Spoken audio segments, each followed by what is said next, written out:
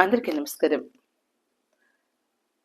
Chaganti Malathi Telugu YouTube ఛానల్కి స్వాగతం. ఈనాటి విశిష్టత ఫాల్గుణ కృష్ణ ఏకాదశి. ఈ ఏడాదిలో వచ్చే చివరి ఏకాదశి ఇది. ఇది చాలా విశిష్టమైనటువంటి ఏకాదశిగా పిలువబడుతోంది. దీనికి కారణం ఇది శ్రవణ నక్షత్రంతో కూడి రావడం జరిగింది. వెంకటేశ్వర స్వామివారి జన్మ నక్షత్రం శ్రవణ నక్షత్రం.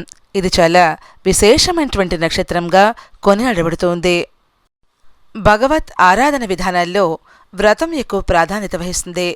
కఠినమైనటువంటి వ్రత నియమాలను పాటిస్తూ మనస్సును భగవంతుని మీద లగ్నం చేస్తే ఆయనకు చేరువయ్యేటువంటి అవకాశం ఉందని, సద్గతి ప్రాప్తిస్తుందని భక్తులు విశ్వసిస్తూ ఉంటారు.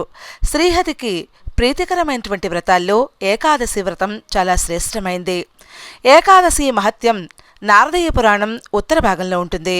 సూతుడు నైమిసారణ్యుల మునులకు రుక్మాంధరరాజు అనుసరించినటువంటి ఏకాదశి వ్రతాన్ని వినిపిస్తారు. రుక్మాంగదుని రాజధాని విదిశాపురం. అక్కడి ప్రజలంతా ఈ వ్రతాన్ని రాజశాసనం ప్రకారం అనుసరించడంతో పాపదేవతకు నిలువనీడ లేకుండా పోతుంది. ఆ నగరంలో పాపాత్ములు అడుగుపెట్టడమే మానేస్తారు.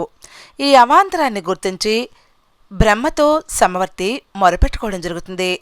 బ్రహ్మ మోహిని సృష్టించి రుక్మాంగుదురి వ్రతనిష్టను చెడగొట్టి రమ్మని చెప్తాడు. ఆమె ప్రయత్నించి విఫుర్రాలవుతుంది. చివరకు రుక్మాంగదుడు నిజ పరివార సమేతంగా శ్రీహరి కూర్పుకు పాత్రలవడం జరుగుతుంది. ఆయన పాలనలో రాజ్యంలోని ప్రజలంతా ధర్మవర్తనులై సమవర్తి బారిన పడకుండా ఇహపర సుఖాల్ని అనుభవిస్తారు. మనం కూడా ఏకాదశి వ్రతాన్ని ఆచరించి ఆ పుణ్యఫలాన్ని పొందుదాం. ఏకాదశి నాడు ఏం చేయాలో ఇప్పుడు తెలుసుకుందాం. సూర్యోదయం కాకముందే నిద్రలేచి చల్లని నీటితో శిరస్నానం చేయాలి. తలంటు స్నానం చెయ్యకూడదు. తరువాత శుచిగా ఉతికినటువంటి వస్త్రాలను ధరించాలి. ఈరోజు కొన్ని నియమాల్ని పాటించాలి. అసత్యమాడకూడదు, నిద్రించకూడదు, మనస్సులో ఎలాంటి దుష్టచింతనల్లోనూ కాకుండా పవిత్రంగా ఉండాలి. విష్ణు కథలను వింటూ స్వామివారిని మనసులో ఆరాధిస్తూ ఉండాలి. విష్ణాలయానికి వెళ్ళి విష్ణువును దర్శించాలి. విష్ణు కథలను చదవాలి.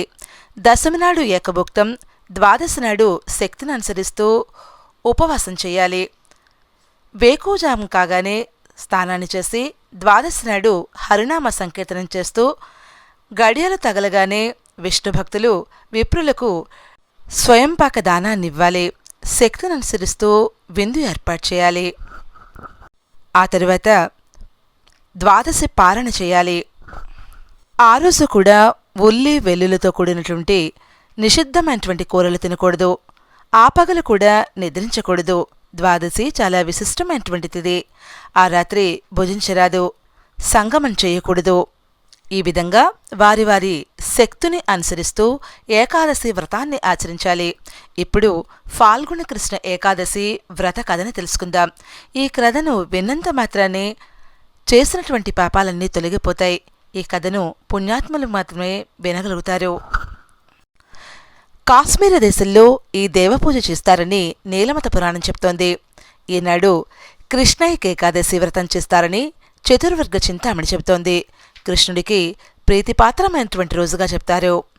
మంజుఘోష అనేటువంటి ఒక అప్సరస స్త్రీ ఉండేదుట.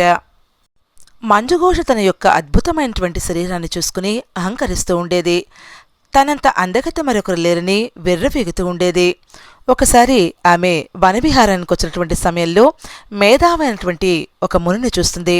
నిజానికి ఆ మేధావైనటువంటి ముని తపస్సు చేసుకుంటూ నిర్వికారంగా భగవద్ధ్యానం చేస్తూ ఉంటారు. ముని తపస్సులో మునిగి ఉండడం వల్ల బయట జరిగినటువంటి విషయాల్ని ఆయన గమనించరు. దీనికి అహంకారంగా భావించినటువంటి అప్సరస తన్ను గమనించడం లేదని ముని యొక్క తపస్సుకు భంగం కలిగించడానికి అనేకమైనటువంటి ప్రయత్నాలు చేస్తుంది. చివరికి ముని యొక్క తపస్సును భగ్నం చేయడంలో కృతకృత్యురాలవుతుంది.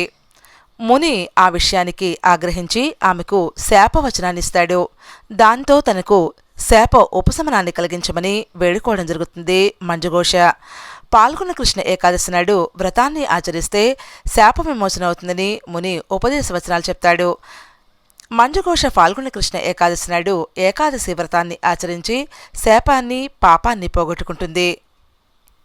పాపాలన్నీ పోగొట్టేటువంటి ఏకాదశి కాబట్టి పాపమోచన్ ఏకాదశి అనేటువంటి పేరుతో దీన్ని పిలవడం జరుగుతోంది. అమదర్ జ్యోతిషి అనేటువంటి గ్రంథం ఈ విషయాన్నే రూఢీపరుస్తోంది. భారతదేశంలోని కొన్ని ప్రాంతాల్లో ఈనాడు శ్రీ చైతన్య మహాప్రభు జన్మదినంగా కూడా నిర్వహిస్తుంటారు. ఇది ఈనాటి విశిష్టత. ఫాల్గుణ కృష్ణ ఏకాదశి పూర్వజన్మలో చేసినటువంటి పాపాలన్నీ కూడా తొలగించేటువంటి విశిష్టమైనటువంటి ఏకాదశిగా ఇది పిలువబడుతోంది. Please like, share and subscribe my channel Chaganti Malathi.